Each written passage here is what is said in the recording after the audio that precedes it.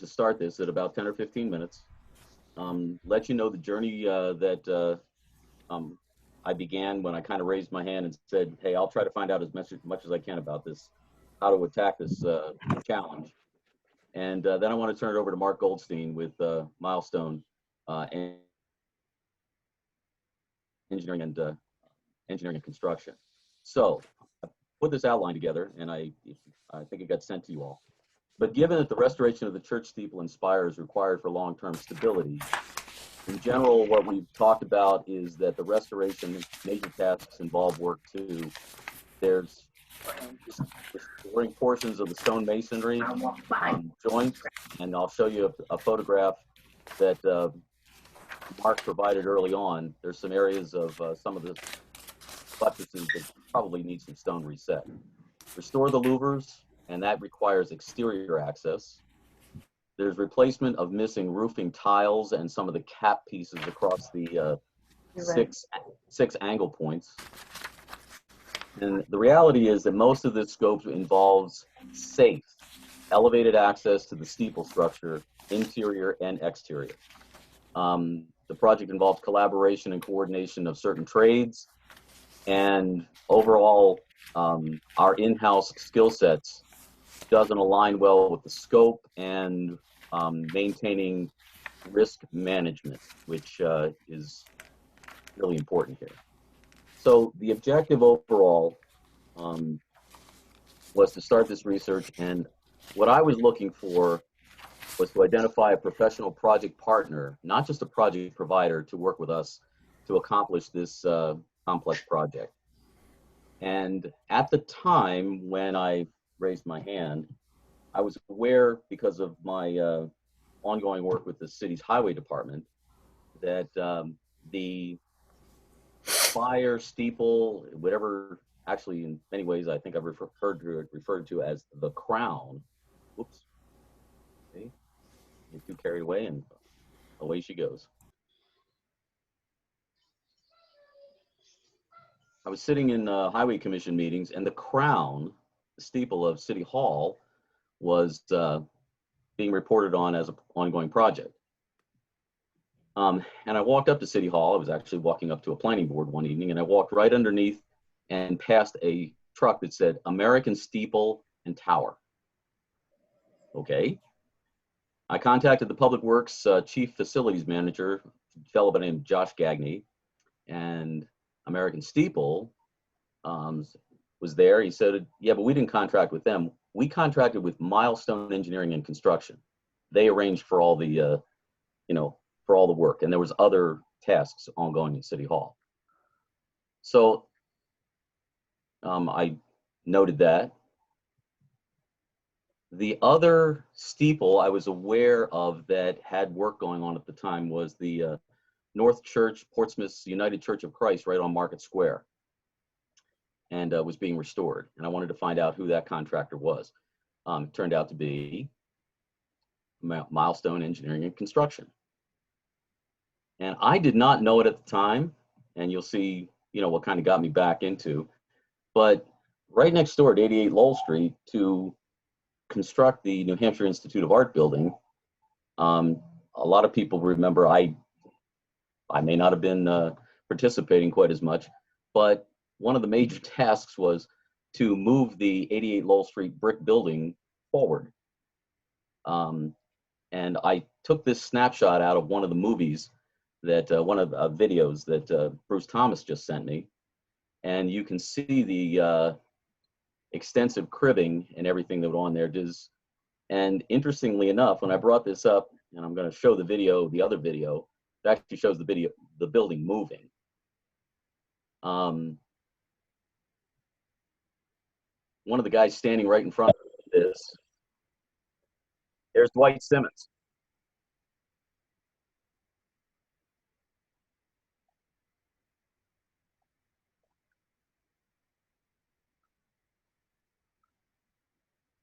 So that building weighs 320 tons.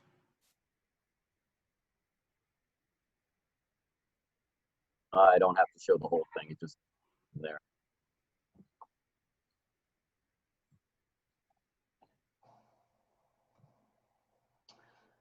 So I happened to mention that the next thing that kind of came across my radar screen was I started looking up and researching a little depth of Milestone Engineering and Construction. I personally, professionally, have not had a chance to work with them, but the first web page I opened at Milestone Engineering and Construction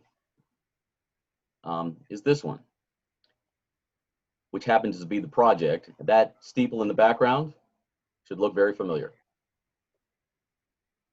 So when I that is the building that you just saw getting moved to create the space for this multi-story building behind it. And when I mentioned this to Dwight, I think it was a coffee hour one morning in between, he unabashedly just started saying, hey, this was a fascinating project to watch. They did a great job next door, and it worked very, very well. The next page I went to at their site is they've got a series of religious projects, and lo and behold, there's the North Church and several others that are on their resume. The one that Mark brought to my attention as well is in historical, the Washington Meeting House. And I remember seeing a picture of this some other place, because I'm pretty sure that this crown steeple was actually brought down. The whole building was restored under their work. And finally, Mark wanted me to, and they've had a number of also municipalities where the top end of some of these buildings, again, there's the Epsom Meeting House that Mark brought to my attention again. So having touched 3 projects that I was generally aware of and not gotten anything but, the city of Manchester was well pleased with how it turned out. I started calling these people because I didn't have to be hit over the head a 4th time with the same name to say we really ought to be talking to these folks.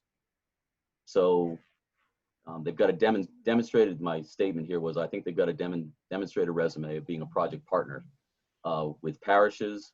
And the other thing that I found, very, very relevant was they've had success in executing within limited construction spaces, which, again, we're at the corner of 2 public streets, and the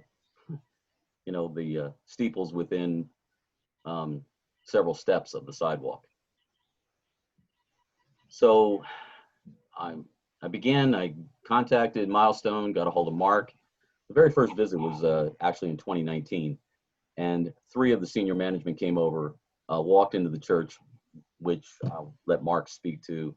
They really loved the inside of the church. Kind of got up to the first deck above the organ, and got intrigued by the project.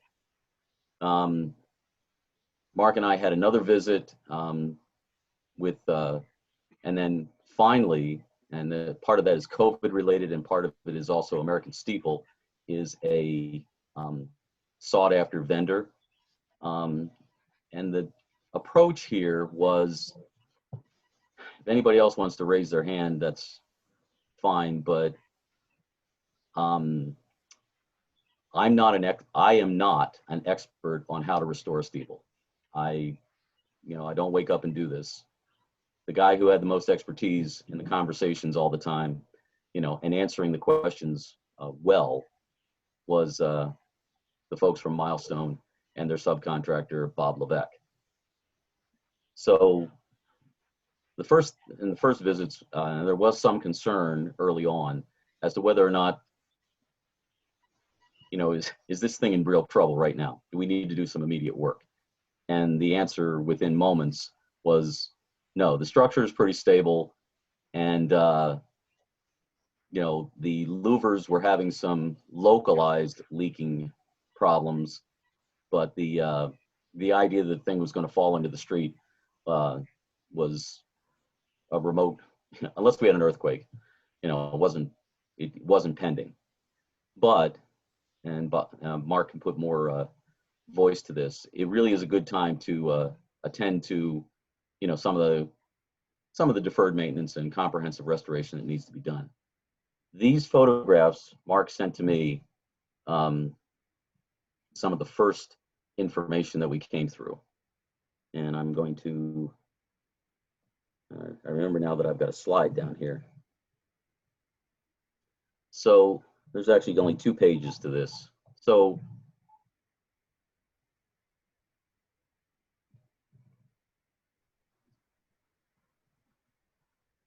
there's a couple areas, and you can kind of see throughout here with different colors of masonry, pointing, and everything like that.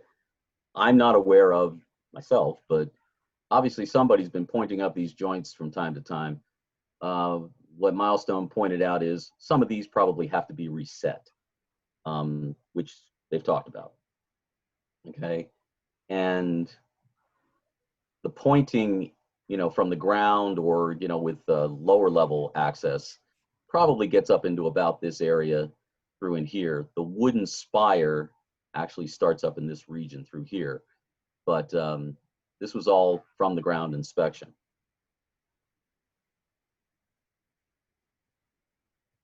I didn't realize until, people started. So this is the spire itself. And you can visually see, here's some hip caps that are missing. And the farther up you go, every once in a while, there's a missing tile. There's some missing tiles. And the more you look around, there's a couple that are, just not there. But overall, and even I'll keep the story going just a little bit, there's not a chronic leaking problem coming from the high part of the structure. Can you enlarge that a little bit more, Ken? Sure. Give it a try. And aha, there's the one I was looking for. Thank you. No, not at all. So one of the things that this picture, and we'll come back to this, so Mark will come back to this, is this is a hexagonal spire. It's got 6 sides.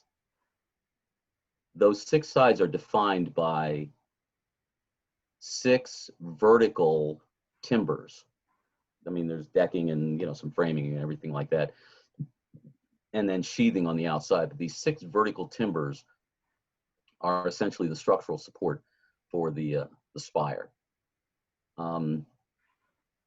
So, keep that photograph. In fact, I'll just minimize that. So what we were asking for was, and I ask is, so as you guys are the experienced pros from Dover, okay, see what you got. You have full access, and we did do some interior walkthroughs. And Bob Levesque, in the last one, who was with American Steeple, came in, and he got as far as the upper deck, and I think we basically pulled up one of the step ladders, and he took his flashlight up as high as he could get into the spire itself, which was probably about this high, and took a look at these timbers. The other goal that I was asking Milestone to come up with is, as the experienced project partner, assess the overall magnitude of the scope and cost to execute this project. We started with, a idea that this would be about $150,000, I think I heard $160,000 project at one point. And one of my overarching concerns when I started this journey was those were numbers that were generally something created by the people who are less experienced in exactly what it would take to do all of this. And we went through several laps, and I commend property chairman Anderson for pushing continually for what more can we find out, because what I was most concerned about is the more and more we got into this, would we find ourselves having a cost project of, look, we're not even in the same ballpark. As I sent to you guys just, and by the way, thank you, property committee, vestry, what you folks, when we finally got some of this information put together, I was sitting in the Pocono Mountains in a cabin with 1 bar worth of service. So, you know, that's, you know, everybody kind of carried the ball at that particular point. We reached the conclusion so far that Milestone put on the table a project approach for this project. And I'm going to, you know, kind of go to this spreadsheet. I don't want to steal all of, come on.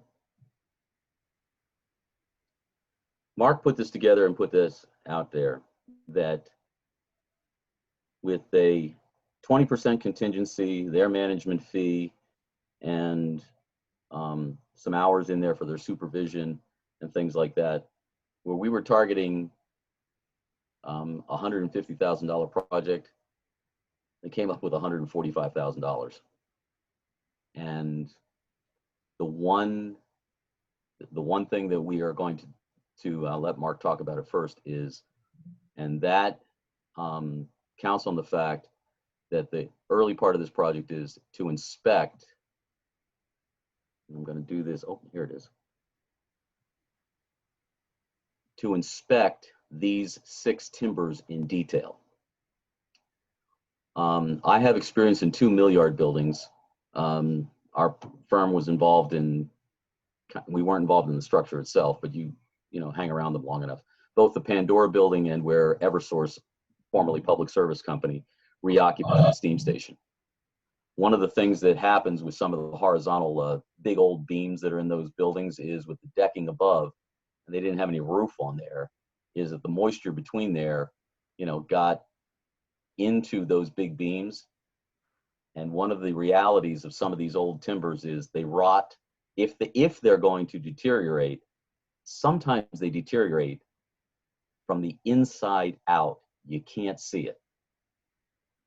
Now, the other thing I'd been looking for in any of the visits we had was either for Mark or any of the other people who came in here to walk away shaking their head and mumbling unintelligibly about, oh my God, we've got we've just got a heck of a problem on our hands.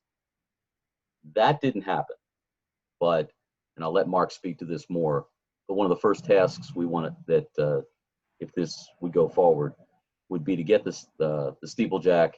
He would probably end up accessing through one of the louvers, set up in here, and give these timbers a full inspection.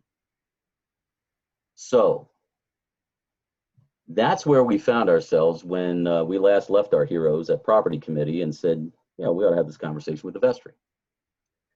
So with that, what I'd really like to do, and Mark, I will fly the pages if you want to, but Mark Oldstein joined us this evening. He's the, a 40-year plus member of the construction cadre here in the state of New Hampshire, and he's really been a great project partner to kind of, bounce ideas around with and give us some guidance. The recommendation I continue to speak to and is that as a general contractor, what the church would be engaging Milestone for would be for, coordinating all those subs, picking all those subs that they are trusted. They have the insurances, they have the framework to execute a project like this, and also for any local permits, street encumbrances, those kinds of things, working with us as the project partner. Mark continues to say about an open book, and right about then is the letter he gave to all of us, his budget spreadsheet, and the work he's done with American Steeple. I have been professionally trying to exercise my discipline and brevity, I'm done. Or my part of the presentation is done. The certain ways of conversation there. Mark, if I can turn this over to you, or you want me to fly anymore, please introduce yourself to the vestry and let's rock and roll. Sounds good. It's nice to meet everybody. So more about Milestone and myself. We partners in Milestone. We combined companies with another company 31 years ago, but I've been working with partners that were with the other company, including myself. So a lot of us, I'm 42 years in between both companies, and 2 or 3 of my partners are 38 plus or minus years. So we have a team that works together, sticks around, and our 70% of our business is repeat business with companies and our clients. We have we do a lot of steeple work, church work. Right now we're doing a job for Hollis Congregational Church right in downtown Hollis. Beautiful building. We're not doing the steeple, but we're doing quite a bit else. And we've worked with them to develop a budget. It was probably a 2-year process because they weren't, at the beginning, their wants exceeded their fundraising. Finding ways, and the architect, who's Dennis Myers from Manchester, who also designed the Institute of Art buildings. We work together on the project, and everything's open book. We, all the pricing and everything you see in the estimate. If we don't spend it, we don't build it. So it is truly an estimate and truly there as a guide to get, especially on something like this where there's no set knowledge 100% of what needs to be done. We have a pretty good idea, but that being said, with Bob Levesque, we've done numerous projects with Bob. He's old school steeplejack. There aren't many left. He can be difficult to get, but he works. He'll usually work his schedules for us the best he can. He's got 2 crews, and he bounces those crews to projects. And if what we think is true at this project, it's not a big project. And the only way to know if there's more is to get up. So when Ken talked about him accessing the higher part of the spire, there is no access right now. It's boarded over. So his intention is to cut a hole from inside the steeple, and from one of the louvers, slide a long extension ladder up into the spire, and leave it there. The intention is to leave it there for future access, no matter what happens, so that there's access. It's also how he rigs the steeples. Sometimes, depending on the amount of repair that's obvious at the beginning, you'll stage the whole steeple, but that is very expensive. Bob does a lot of work off of ropes and platforms hung from ropes, and I don't go up there, but he and his crew does, and that's how we did City Hall, Manchester City Hall, all with ropes, and and platforms. And the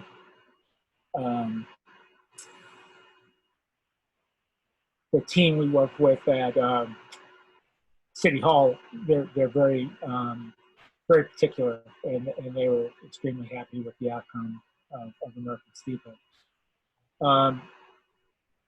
So we've done all sorts of projects. We've done all sorts of projects different ways. With Bob, without Bob, churches, banks. We don't specialize just in steeples, but we do a lot of them, but we don't specialize in it. We do all sorts of projects for all sorts of clients. So Bob, before we get into a conversation here, one of the things I wanted to point out to the vestry and probably the property committee, because we haven't gone through this in some detail, so in your spreadsheet presentation, okay, and I just pointing this out, I put it in my notes, is this item 6, rough carpentry, for $67,800 is a reflection of,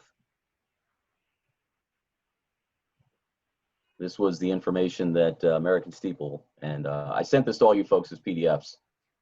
That is the sum of this 58.2, and in the end, Bob made a note that, the quote includes the purchase and installation of a Type 1 40-foot extension ladder to create access to the interior of the spire. So, you know, we get a ladder out of this. The application of a second coat of finish paint would add an additional $10,000. Look, if we're $140,000-$150,000 into this, if the guy who's doing the work says, you know, while you're up there, get the second coat of paint on. So we included both of those in that 67. I would ask you to, you know, read through some of this. You know, Bob's approach to this was furnish and erect the scaffolding. The scaffolding will be in compliance with OSHA standards. Cover the roof, the grounds.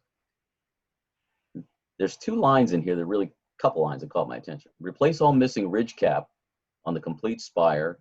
New capping to match the existing. Resecure all loose capping. And Bob mentioned this when we were in the field. He goes, and he didn't even, this is his experience, he said, those are going to be copper nails. They're just, it's old enough, they're going to be copper. Okay, so he's going to use copper nails.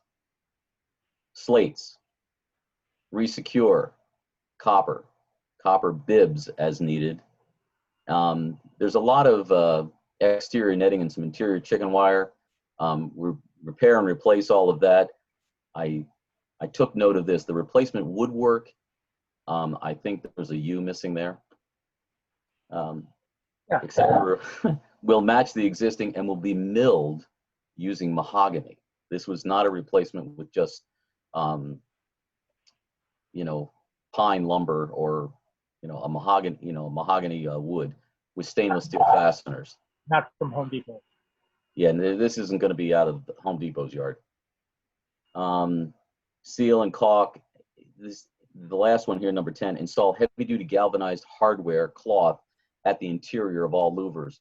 Again, Mark and, you know, my experience with the property committee over 2 years has been the beasties keep getting into the building, and one of the suspicious points of entry is through the spire. Inspect all the tower and spire timber framing and report any discovered damage found, and then remove it all and put it all away.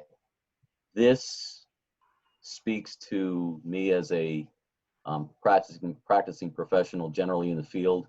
This looked pretty comprehensive. This also, this was Mark's presentation, and I, you know, encouraged him to throw everything in except the kitchen sink. Okay, we wanted to know what we're going to get ourselves into. The only thing, and I'll go back to Mark again, is we don't know yet exactly what the condition of those vertical timbers is. Because they sit in this position and moisture doesn't have as much of an opportunity to just sit there if they were in this position. again, some of our first inspections didn't produce the, oh my goodness moment. Might there be some repairs? Yeah. If we find ourselves early in this project, you know, where Bob or Milestone comes back and says, we got to sit down and talk, you know, that is a different level of project that we may have to fall back on and everything like that. But what I wanted to do was, just as Mark was saying with these experiences, is I was pleased when, you know, we went through this, that this, sorry, I keep closing and then opening. This scope list looked, this is the kind of thing that almost touched the base of everything I was talking about. By the way, I love the name of the Dura Prime, Mad Dog Dura Prime. I mean, I couldn't have made that up. So, Mark, have you got the floor is open for some inquiries, I guess. Yeah, I'm happy to answer any questions. And the biggest thing, I know we've already said it, is Bob is a Steeple craftsman. He knows more than anybody, you know, how they're built, what the problems are. And the good news is, I don't want to jinx it at all, is he doesn't see, we didn't see, and he didn't see anything that really stands out as a major issue. So, but that would be the first thing, is to investigate that. There's no point in doing any more if there's a big problem inside. Can I say a couple things? Absolutely. Hey, it's Bruce. Hi. Hey, I just wanted to, I know the vestry's trying to decide where to go for with the steeple and whether Marville's a good choice or whatever. But I just want to point out that the steeple project is kind of a unique, specific project. There's not a lot of available expertise in the Manchester area. It's not just your typical remodeling project. And in this case, I think the property committee and Ken, we're trying to find an expert who could do the work. And Ken and I are both quite familiar with Myville's qualifications and competency. You are going to have to say Milestone, not Myville, because that's I'm sorry, Milestone. We're both familiar with their abilities, and we know they really do a good job with this project.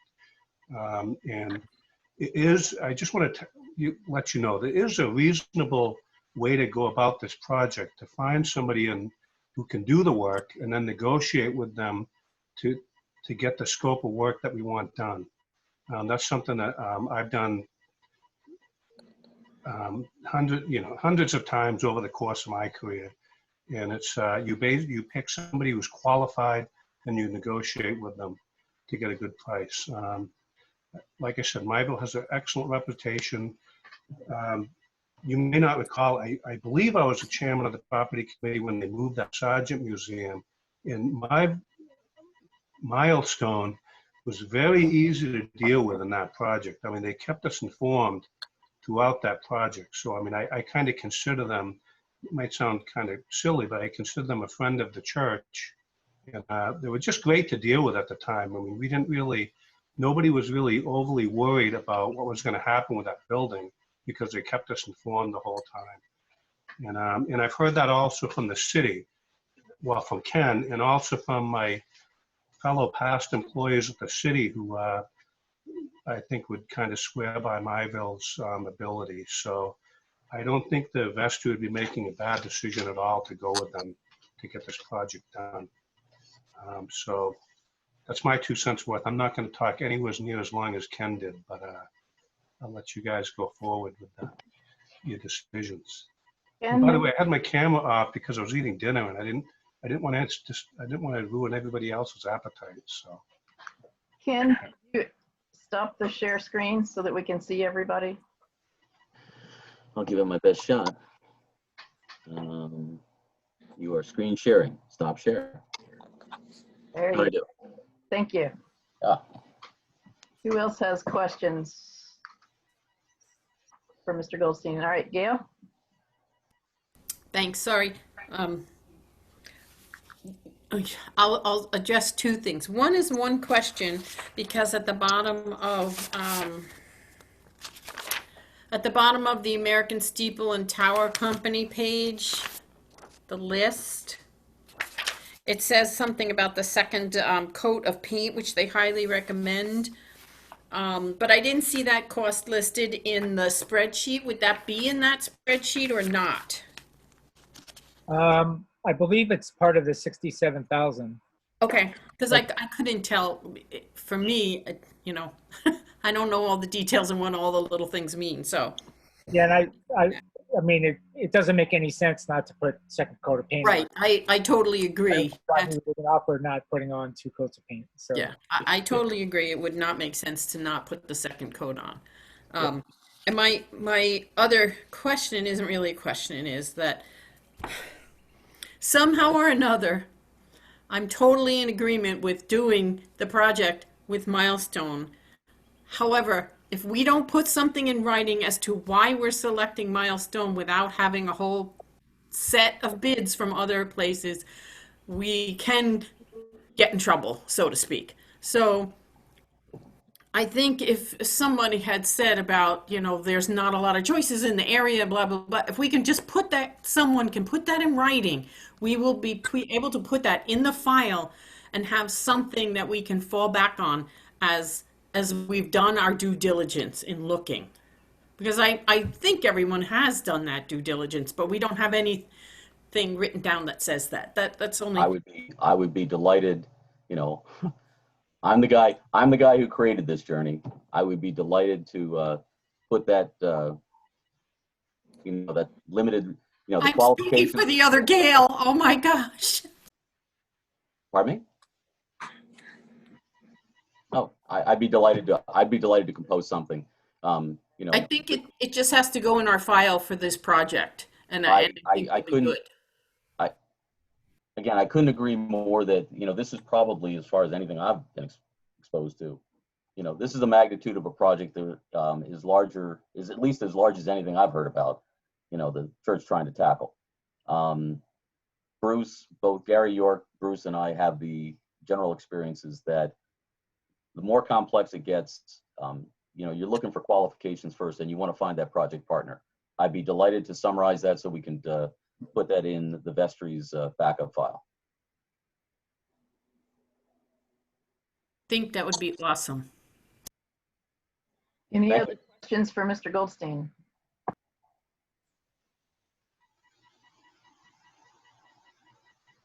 I just wanted to say, I don't have any questions, but it was an excellent presentation. It really gave me a good understanding of the scope and what's involved and what your journey process was, Ken.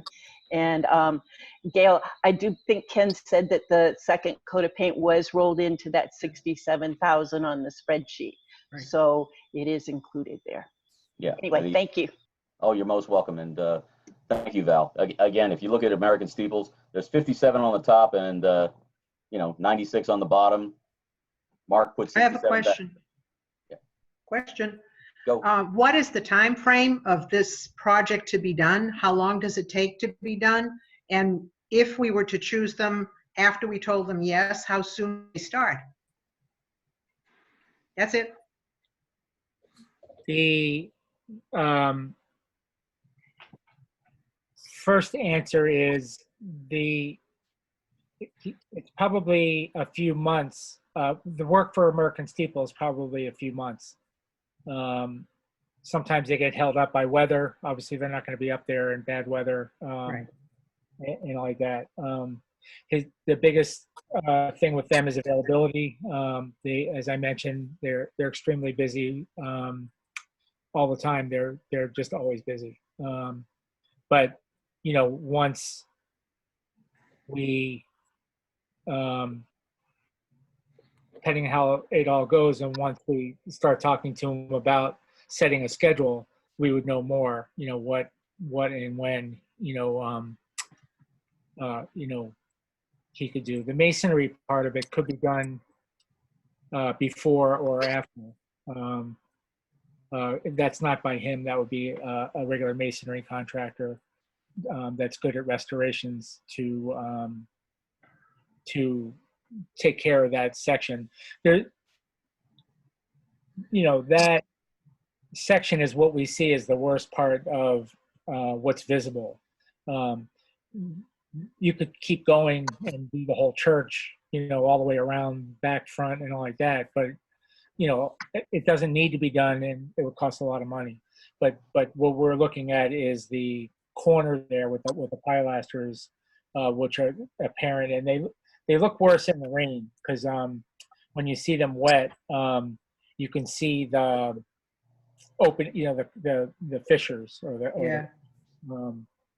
I think the vague answer to the right question is, if we decide to move forward, I think it's going to be for Milestone to do two things. Number one, when can we start, and when, and I'm going to put this to you, Mark, and when we tackle Bob Levesque to the ground and get him on the site, okay, I think again, he's got a lot on his plate, but once you start, you can't disappear on us. You gotta finish the, you gotta finish the swing all the way, follow it through. And, that's what we'll tackle. So what Mark has taught me is this is not a 4 to 6 month project. It's not that big. Once you get started, if you get underway, you could have this wrapped up in a couple of months. Get in and out and get out of the way. Whether or not we can still find that window of opportunity in 2020, we will, with your permission, Vestry, we'll continue to explore that and all of those kinds of things. But my goal as the project coordinator would be to work with the contracted, the contracted general contractor to get a start, get a duration, and let's stay within some of those parameters. The very, very good news continues to be the steeple's not going to fall onto Pine Street. Okay, other question too. How is payment made? How do we pay them, and when? Up front, third of the way down, whatever. What is the? We typically bill at the end of each month. So the first month, so if we were to start, say, at the beginning of the month, at the end of that month, we bill for the work performed that first month, and we continue on, and then, look for payment, hopefully within a few weeks or so. And then the same thing happens for the second month. Bob, being the type of business, more of a handshake deal. We have contracts with him and all like that, but we try to keep him. What gets his attention is paying him. So. And again, one of the reasons you're going to deal with Bob and we're not going to deal with Bob is that you're going to deal with Bob. Yeah. Exactly. So again, to answer the question, Nancy, no, we don't have to come up with the fee up front. It's a billing program, and there are periodic payments, and one of the things we talk about, and Bruce and Gary also, there would be retainers and performance and things like that. We haven't had any of those kinds of conversations along the way, but we want to be and again, consistent with Bruce's experience. Good contracting practices. You check it out, this, that, and the other thing. You approve the payment. You move on to the next. You move on and keep the work moving along.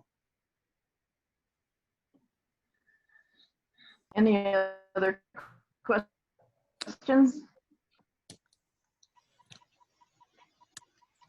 Thank you, Mr. Goldstein, for coming and speaking with us and presenting what your company could do for us. Not a problem at all. It was very nice to meet everybody. And if more questions come up, I'm available to meet Zoom again or on site if somebody wanted a little bit more, whatever. But we're in the neighborhood. We're doing work for the Institute of Art, which is now New England College, in 2 projects. So we're in the neighborhood. And from this meeting, I will take the action item as requested to put together the recommendation for selection and why we would go for this. I'll get that over to you folks pretty quickly.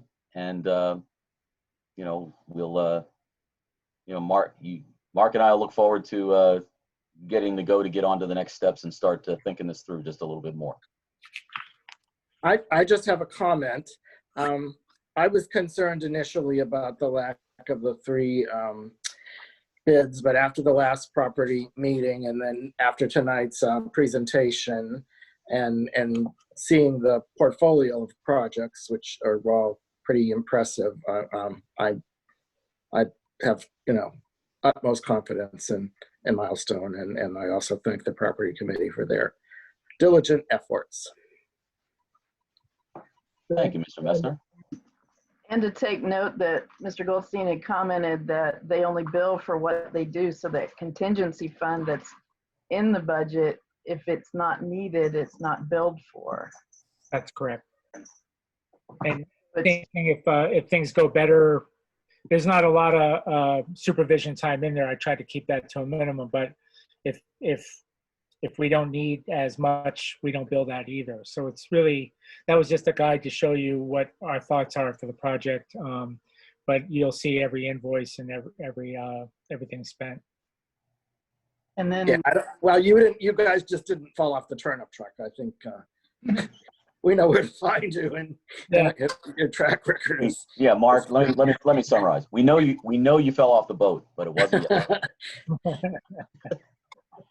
Well, we have a lot of long-term clients, and that's how we keep them.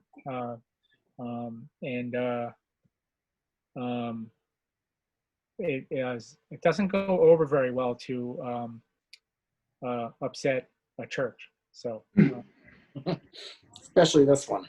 yeah, exactly. And it's one of the reasons we like working on churches, because they're just such beautiful buildings. Yours especially is just a beautiful, beautiful building. So We'll let you folks, if nothing else, thank you all for your time. We'll keep Thank you, moving on at this end, and you know, enjoy the rest of the meeting. thank you. Yeah, thanks, Ken. Good night. Thank you, everybody. Thank you. good night.